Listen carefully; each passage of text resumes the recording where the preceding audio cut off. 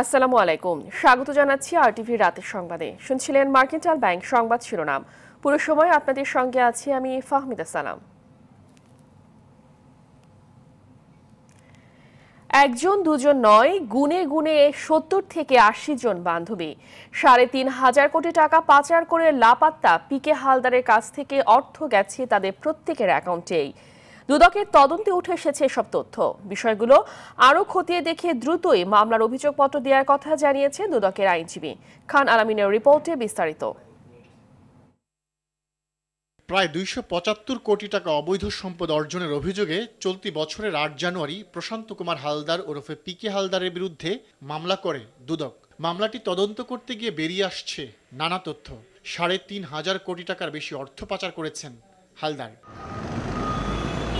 তদন্তে চিরকুমার হালদারের ৭০ থেকে ৮০ জন বান্ধবীর সন্ধান পেয়েছে দুদক, যাদের অ্যাকাউন্টে প্রায়ই টাকা পাঠাতেন হালদার। গার্লফ্রেন্ডের অ্যাকাউন্টে টাকা গিয়েছে, আমরা সেই তথ্য পেয়েছি, এবং সেই টাকাটা পিকে হালদারের কোম্পানি থেকে গিয়েছে। সেই টাকাটা কিভাবে লিয়ারিং হচ্ছে সেটা তো আমার দেখার বিষয়। ওই টাকা লিয়ারিং করতে গিয়ে ওই ব্যক্তির নাম যদি চলে আসে, এই ধরনের প্রায় আমার মনে হয় ৭০-৮০টা অ্যাকাউন্টে গিয়েছে, এবং ওই অ্যাকাউন্ট খুঁজতে গিয়ে যদি ওনার সঙ্গে যদি তার সংশ্লিষ্টতা পাওয়া যায় এবং যদি টাকাটা যদি সেখানে লিয়ারিং হয়, উনিও আসামি হবে। দুদক আইনজীবী জানান, হালদারের মামলায় দ্রুতই আদালতে অভিযোগপত্র দাখিল করা হবে। আমরা তদন্ত দ্রুতগতি দিয়ে চলছে, আমার মনে হয় খুব অল্প সময়ের মধ্যে চার্জশিট হয়ে যাবে। গত ২রা ডিসেম্বর ঢাকা মহানগর সিনিয়র স্পেশাল জাজ ইমরুল কায়েস পিকে হালদারের বিরুদ্ধে গ্রেপ্তারি পরোয়ানা জারি করেছেন। বর্তমানে দুবাই অবস্থান করায় তাকে গ্রেপ্তারে ইন্টারপোলকে সম্পৃক্ত করতে স্বরাষ্ট্র মন্ত্রণালয়কে চিঠি দিয়েছে দুদক। মহানগর দায়রা জজ আদালত থেকে যে ওয়ারেন্ট অফ অ্যারেস্টে পেয়েছি সেটা আমরা অলরেডি ট্রান্সমিট করে দিয়েছি মিনিস্ট্রি অফ হোমকে, এবং আমার জানা মতে মিনিস্ট্রি অফ হোম অলরেডি ইন্টারপোলকে এটা পাঠিয়ে দিয়েছে। খান আলামিন, আরটিভি, ঢাকা। ঢাকার কেরানীগঞ্জে বুড়িগঙ্গা নদীর তীরে অবৈধ স্থাপনা উচ্ছেদ করেছে বিআইডব্লিউটিএ। গুড়িয়ে দেওয়া হয়েছে ইরফান সেলিমের টাঙানো সাইনবোর্ড সহ বেশ কিছু স্থাপনা। বাপদাদার ভিটে দাবি করে কেউ কেউ বলেন অনেকদিন ধরে জমির খাজনা দিয়ে আসছেন তারা। নদীর জায়গা অবৈধভাবে দখলে রাখার সুযোগ নেই জানিয়ে উচ্ছেদ অভিযান অব্যাহত রাখার কথা জানিয়েছে অভ্যন্তরীণ নৌ কর্তৃপক্ষ। Apple Shahriar report. দখলদারদের হাত থেকে নদী বাঁচাতে নিয়মিত উচ্ছেদ অভিযান পরিচালনা করছে বিআইডব্লিউটিএ। এরই অংশ হিসেবে ঢাকার কেরানীগঞ্জের মধ্যের চরে বুড়িগঙ্গা নদীর তীরবর্তী এলাকায় অভিযান চালানো হয়। এ সময় ঢাকা ৭ আসনের সাংসদ হাজী সেলিমের ছেলে সাবেক কাউন্সিলর ইরফান সেলিমের দখল করে লাগানো সাইনবোর্ড গুড়িয়ে দেওয়া হয়। এছাড়াও ভেঙে ফেলা হয় আরও কিছু অবৈধ স্থাপনা। এ সময় স্থানীয়রা জায়গাগুলো নিজেদের বলে দাবি করেন। এসে আছে, আরএস আছে, মহানগর আছে, খাজনা দিছে আমি এই বছরের খাজনা দেওয়া আছে, 25 ফুট উপরে আছি আমরা, আমাকে জুলুম করলো। প্রভাবশালীদের হাত থেকে নদী রক্ষায় অভিযান অব্যাহত রাখার কথা জানায় অভ্যন্তরীণ নৌ কর্তৃপক্ষ। নতুন সীমানা পিলার স্থাপনের পরে আমরা প্রথমে এলাকায় এসেছি উচ্ছেদ অভিযান করতে। আমরা সীমানা পিলার ধরে সীমানা পিলার ভিতরে যাই পাবো সকল কিছু উচ্ছেদ করবো, এখানে ছাড় দেওয়ার কোনো সুযোগ নেই। শুধু উচ্ছেদ নয়, পরবর্তীতে যাতে এসব জায়গা দখলদারদের কবলে না পড়ে সেদিকেও নজর রাখবে, এমনটাই প্রত্যাশা সবার। Apple Shahriar, RTV, Dhaka. দায়িত্ববোধ, দেশপ্রেম আর আত্মবিশ্বাসের সঙ্গে দায়িত্ব পালনে নতুন বিমান সেনাদের প্রতি আহ্বান জানিয়েছেন প্রধানমন্ত্রী শেখ হাসিনা। সকালে গণভবন থেকে ভার্চুয়াল মাধ্যমে যশোর বিমান বাহিনীর একাডেমিক অনুষ্ঠিত শীতকালীন রাষ্ট্রপতি কুচকাওয়াজ ২০২০ অনুষ্ঠানে যোগ দিয়ে আহ্বান জানান তিনি। এ সময় আগামীতে বাংলাদেশ যুদ্ধ বিমান তৈরির সক্ষমতা অর্জন করবে বলে আশা জানান সরকার প্রধান। মারুফ রেজার রিপোর্ট। শীতকালীন রাষ্ট্রপতি কুচকাওয়াজে অংশ নিতে প্রায় প্রতি বছরই যশোরে বাংলাদেশ বিমান বাহিনী একাডেমিতে যান প্রধানমন্ত্রী শেখ হাসিনা। তবে করোনা বাস্তবতায় এই প্রথম অংশ নিলেন ভার্চুয়াল মাধ্যমে। শুরুতে প্রধানমন্ত্রীর পক্ষে বিমান বাহিনীর ৭৭তম অফিসার্স কোর্স শেষ করা নবীন কর্মকর্তাদের ব্যাচ পরিয়ে দেন air chief marshal Masihuzzaman Serniabat. এরপর ট্রফি ও সোর্ড অব অনার তুলে দেওয়া হয় কোর্স সেরাদের হাতে। পরে বক্তব্যে বিমান বাহিনীকে আধুনিক বাহিনী হিসেবে গড়ে তোলার নানা পরিকল্পনা তুলে ধরেন প্রধানমন্ত্রী। বলেন, মহাকাশে পৌঁছানোর মতো সক্ষমতা অর্জন করতে চায় বাংলাদেশ। বিমান বাহিনীর সক্ষমতা বৃদ্ধির জন্য আধুনিক 5টি C-130 যে বিমান ক্রয়ের জন্য চুক্তি সম্পাদন করা হয়েছে, 3টি বিমান ইতিমধ্যে এসে গেছে। Bangabandhu Sheikh Mujibur Rahman aviation and aerospace বিশ্ববিদ্যালয়, যেটা লালমনিরহাটে আমরা স্থাপন করছি, যার মাধ্যমে আমি আশা করি হয়তো একদিন আমরা এই বাংলাদেশে যুদ্ধ বিমান, পরিবহন বিমান, হেলিকপ্টার তৈরিও করতে পারবো ইনশাল্লাহ। দেশের মানুষের সার্বিক কল্যাণ সরকারের অন্যতম লক্ষ্য, এমনটা জানিয়ে বিমান বাহিনীর সকল সেনাদের সততা ও সাহসের সাথে সামনে এগিয়ে যাওয়ার আহ্বান জানান সরকার প্রধান। সবাইকে আমি এটুকু বলবো যে আমরা যুদ্ধ করে বিজয় অর্জনকারী একটি দেশ, একটি জাতি, সে কথা সবসময় মাথায় রেখে, মনে সাহস রেখে, মাথা উঁচু করে বিশ্ব দরবারে চলতে হবে এবং নিজেদেরকে প্রশিক্ষণের মাধ্যমে উপযুক্ত করে গড়ে তুলতে হবে। তোমাদের মতো তরুণদের কাছে যে প্রত্যাশা করে সেটা তোমরা পূরণ করতে উপযুক্ত হয়ে গড়ে তুলবে। পরে রাষ্ট্রীয় সালাম গ্রহণের মাধ্যমে শেষ হয় শীতকালীন রাষ্ট্রপতি কুচকাওয়াজ 2020-এর আনুষ্ঠানিকতা। মারুফ রেজা, RTVি, ঢাকা।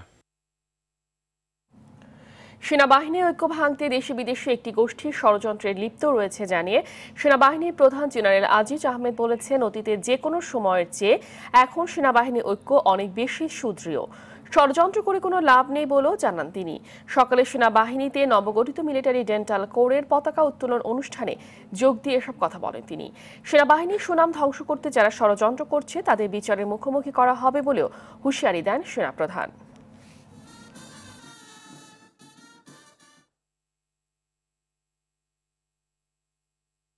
বঙ্গবন্ধু এবং বাংলাদেশ কুচক্রী মহলের বোঝা উচিত, বাংলাদেশ সেনাবাহিনী অতীতের চেয়ে অনেক বেশি পরিপক্ক, প্রশিক্ষিত এবং পেশাদার সেনাবাহিনী, যাদেরকে এত প্রপাগান্ডা ও রিউমার ছড়িয়েও বিন্দুমাত্র বিভ্রান্তি সৃষ্টি করা সম্ভব হয়নি।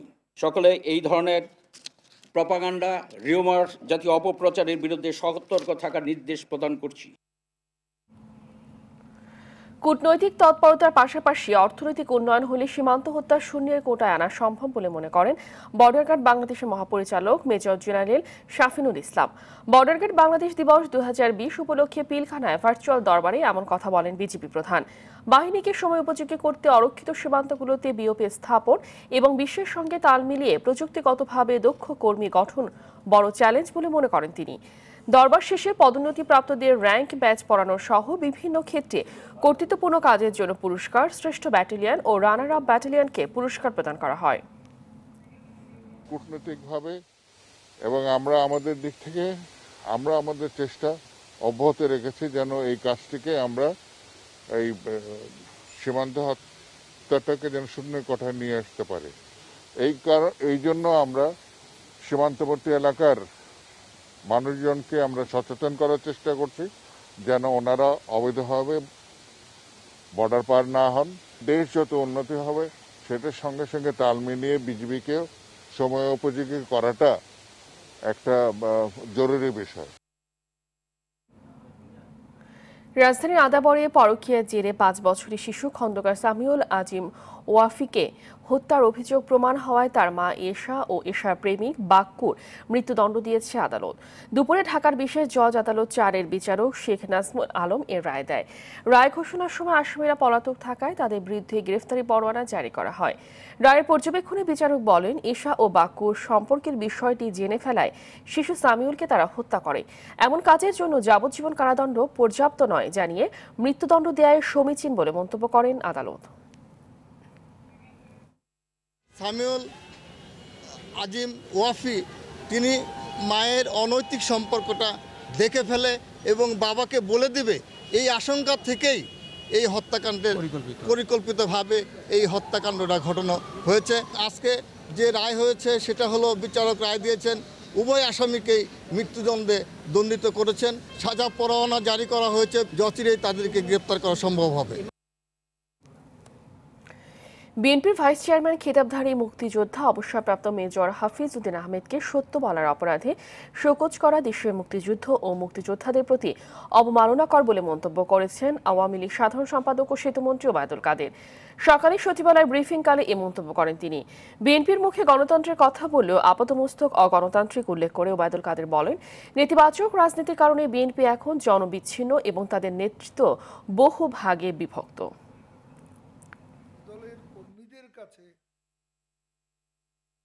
দলে একজন খেতাবধারী মুক্তিযোদ্ধা এবং ভাইস চেয়ারম্যানকে সত্য বলার অপরাধে সম্প্রতি অপমানকর শোকজ করা হয়েছে বলে গণমাধ্যমে খবর দেখেছি।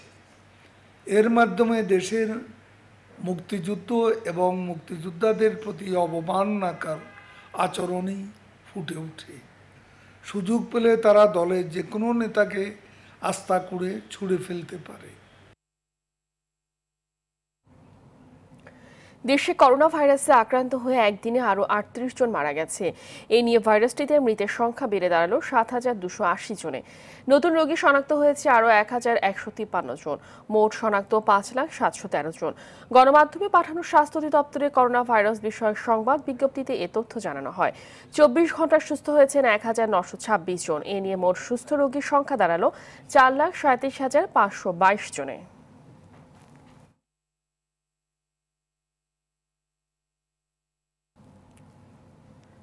সারা দেশে জেঁকে বসেছে শীত। ঠান্ডার তীব্রতা বেড়ে চলছে উত্তরের জেলাগুলোতে। কিছু কিছু জেলার উপর দিয়ে মৃদু ও মাঝারি শৈত্যপ্রবাহ বয়ে যাওয়ায় হাড় কাঁপানো শীতে স্থবির হয়ে পড়েছে এসব জেলা। ঘরে ঘরে সর্দি, জ্বর, নিউমোনিয়া সহ শীতজনিত নানা রোগে আক্রান্ত হচ্ছে শিশু ও বয়স্করা। হাসপাতালগুলোতেও বাড়ছে রোগীর সংখ্যা। প্রতিনিধিদের তথ্যচিত্রে নুসরাত জাহান সিনথির রিপোর্ট। উত্তরাঞ্চল সহ দেশের বিভিন্ন জায়গায় জেঁকে বসেছে শীত। অনেক জেলার উপর দিয়ে মাঝারি শৈত্যপ্রবাহ বয়ে যাওয়ায় শীতের তীব্রতা বেড়েছে। এসব জেলায় গেল ২ দিন ধরে তাপমাত্রা ৭ ডিগ্রি সেলসিয়াসে ওঠানামা করছে। চুয়াডাঙ্গায় শৈত্যপ্রবাহের কারণে স্থবির হয়ে পড়েছে জনজীবন। শীতের কারণে সন্ধ্যার পর মানুষ তেমন একটা বাইরে বের হয় না। গাড়ি চালাতে খুব ভয় করছে, কখন অ্যাক্সিডেন্ট করবে, মানে কিছু দেখা যাচ্ছে না, এত ভয়ঙ্কর অন্ধকার। হিমেল হাওয়া আর শীতের তীব্রতা বাড়ায় বিপর্যস্ত হয়ে পড়েছে কুড়িগ্রামের জনপদ। চরম দুর্ভোগে পড়েছে খেটে খাওয়া মানুষ। ছিন্নমূল ও নিম্ন আয়ের মানুষ শীতবস্ত্রের অভাবে দুর্ভোগ পোহাচ্ছে। ঠান্ডার জন্য বাইরে বের হওয়া যায় না, কিচ্ছু করা যায় না, হাত পা কুকড়ে নিয়ে যায়। পঞ্চগড়ে তাপমাত্রা কমার সঙ্গে সঙ্গে বাড়ছে শীতের মাত্রা। শীতজনিত নানা রোগে আক্রান্ত হচ্ছে শিশু ও বৃদ্ধরা। বিভিন্ন সড়কে দিনের বেলায়ও হেডলাইট জ্বালিয়ে যানবাহন চালাতে হচ্ছে।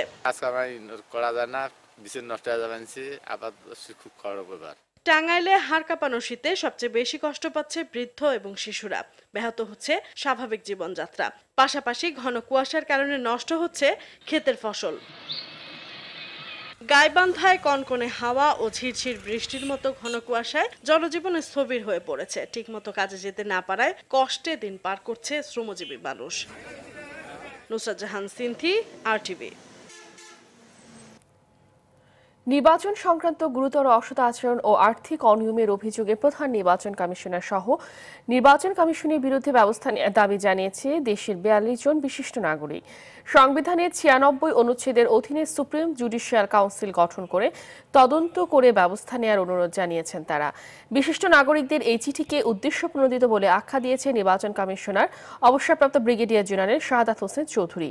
সকালে নিজ কার্যালয়ে কমিশনার শাহাদাত বলেন, বিশিষ্টজনদের কেউ কেউ কমিশনে ব্যবসা করার সুযোগ থেকে বঞ্চিত হয়েও এমন অভিযোগ করতে পারেন।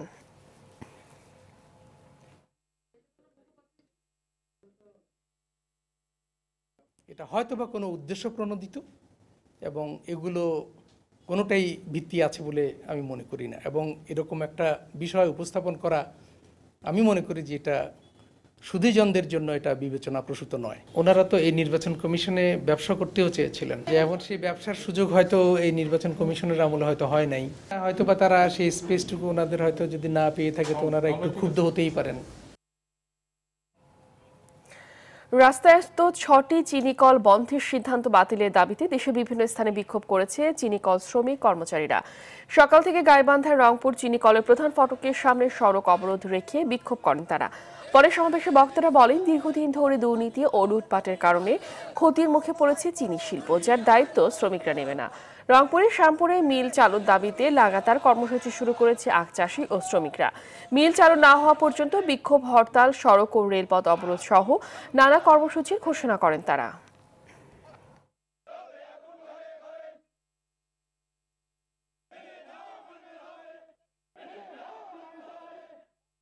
আমরা শুধু মারাই যাবো, এর মধ্যে হঠাৎ করে ঘোষণা বলতেছে যে রংপুর চিনিকল সহ 6টি মিলে মারাই হবে না। রংপুর সুগার মিলে 550 কানামানা শ্রমিক কর্মচারী চাকরি যাবে। বিভিন্ন বিক্ষোভ কর্মসূচি সহ স্মারকলিপি প্রদান এবং আগামী বুধবার আমাদের শ্যামপুর এলাকায় অর্ধ দিবস হরতাল পালিত হবে। অনুরোধ জানাই, দাবি জানাই যেন আমাদের চিনিকলে বর্তমানে আখ মারাই করা হয়, তাতে আখ চাষিরা হয়রানি কম হবে।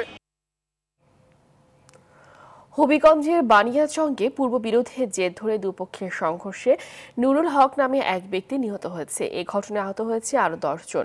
গুরুতর আহত অবস্থায় তাদের বিভিন্ন হাসপাতালে পাঠানো হয়েছে। নিহত নুরুল হক জেলার বানিয়াচং উপজেলার সুজাতপুর ইউনিয়নের গাজীপুর গ্রামের রাজধরন মিয়ার ছেলে। পুলিশ জানায়, রোববার দুপুরে জেলার সুজাতপুর ইউনিয়নের গাজীপুর গ্রামের আলাই মিয়ার সঙ্গে একই গ্রামের শফিক মিয়ার সঙ্গে জমি নিয়ে পূর্ব বিরোধ চলছিল। এর জের ধরে দুপক্ষের লোকজন সংঘর্ষে জড়িয়ে পড়লে নুরুল হক সহ 11 জন আহত হয়। গুরুতর আহত অবস্থায় নুরুলকে হবিগঞ্জ সদর হাসপাতালে নেওয়া হলে চিকিৎসক মৃত ঘোষণা করে।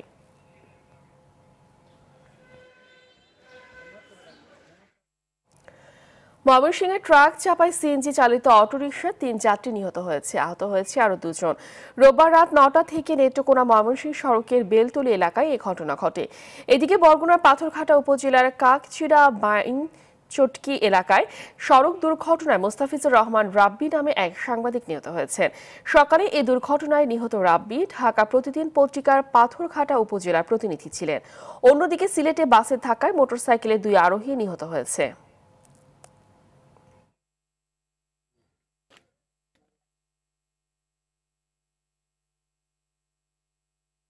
জয়পুরহাট সদর উপজেলার পুরানা পোল রেলগেটের ট্রেনের ধাক্কায় বাসের 12 জন যাত্রী নিহতের ঘটনায় গেটম্যান সুমনকে বরখাস্ত করেছে বাংলাদেশ রেলওয়ে প্রকৌশল বিভাগ। বেলা 12টার দিকে বিষয়টি নিশ্চিত করে Joypurhat railway station master Mohammad Habibur Rahman. এর আগে গতকাল সকাল 7টার দিকে রাজশাহীগামী উত্তরা এক্সপ্রেস ট্রেনের ধাক্কায় যাত্রীবাহী একটি বাসের 12 যাত্রী নিহত হয়। এদের মধ্যে 10 জন ঘটনাস্থলে এবং পরে বগুড়ার শহীদ জিয়াউর রহমান মেডিকেল কলেজ হাসপাতালে চিকিৎসাধীন অবস্থায় আরও 2 জন মারা যায়। এই ঘটনায় বাংলাদেশ রেলওয়ে এবং জেলা প্রশাসনের পক্ষ থেকে আলাদা 2টি তদন্ত কমিটি গঠন করা হয়েছে।